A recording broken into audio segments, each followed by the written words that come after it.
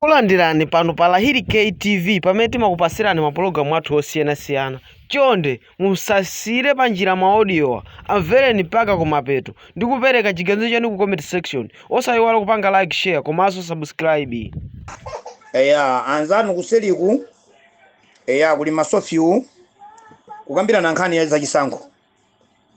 Kodi chisankho akakaniza majaji kuti chisapangike audit ndikoyenera kuti chisankho anthu akavote chosapanga audit. Kodi tikudziwa mazonena kuti mu database chisankho mulimo chiyani? Kodi niyo muganiza bwanji ngati majaji ogamula nkhani ku high court atakanize kuti audit isachitika pamene audit yo 2020 inachitika ndipo amala Congress Party ndamene sana namba 1 pangisa audit. Kodi audit yayipa lero ndiyeni nkhani ngati pali kukambirana tete tikambirane na akuluakulu. Koma anoti chomwe mungadziwe nchonena kuti DPP yokha ikhoza panga declare chisankho ndi kutheka chisankho sachitika ngati malamulo a chisankho akuphwanyidwa. Apopo ndi chimwe mungachidziwe nimwe musata opposition sakugwirizana DPP pa yokha chifonde chipani chotsutsa chachikulu tingoli chipani chotsutsa ndi chimenecho zinazobwera kumbuyo kwa ndani kumbuyo kwa iwo chili ndi kuthekera kopanga declare chisankho ngati chisankho chosankho akuluakulu ndizoona za audit. Koma choti muziwe Malawi Congress Party malamulo ena aphwanya kalekale ndipo sisatira za malamulo Malawi Congress Party.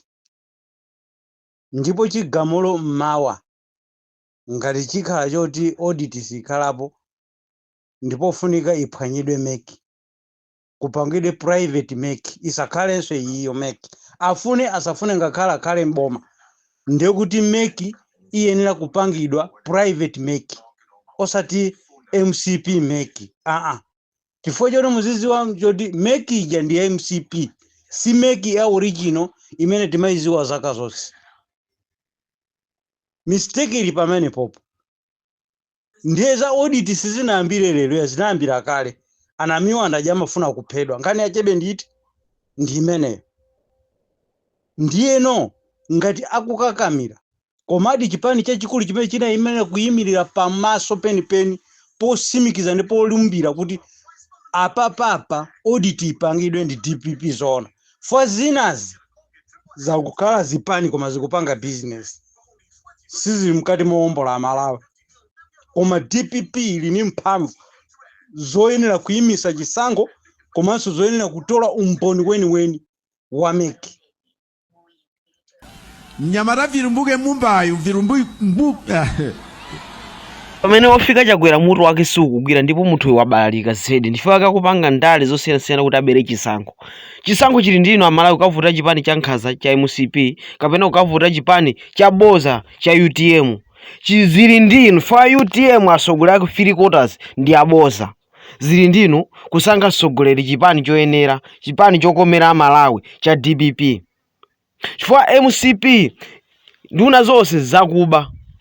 Pamene DPP sogoleri wake wachifundo othandiza anthu wamasomphenya osapondereza asogoleri osa DPP nduna zake zogwira ntchito pofuna kuthandiza ndi kuwombola Malawi. Zili ndinu kuvotera sogoleri osaziwa kanthu osaziwa kuyendesa ziko nduna zake zolalata za Malawi Congress Party mene mukuziziwira. Zili ndinu amalawi chisankho ndinu ayenake koma tiye tisankheni sogoleri woti tisazavutikane nawo pamawa nduna zake zogwira ntchito molozeka osati ngati boma lomwe lilipoli. Chifukwa MCP yatinamiza yatizuza yakugwira ntchito motinamiza ndi chipani cha UTM paka lero tikuzuzi kufaka cha MCP. Tiye tivoteni musogoleri wa Peter Mutharika kuti tibwezerese chuma cha ziko lino pa 16 September tikavotere DPP kuti tizaone usogoleri wokomera wina aliyense osati usogoleri wokomera akubanja kapena nduna ndi chipani chokha ayi. Amalawi talira mokwanira tiye tisankheni chipani choti chizatiwombole ndi kutithandiza pa mavuto amene tikukumana nawo.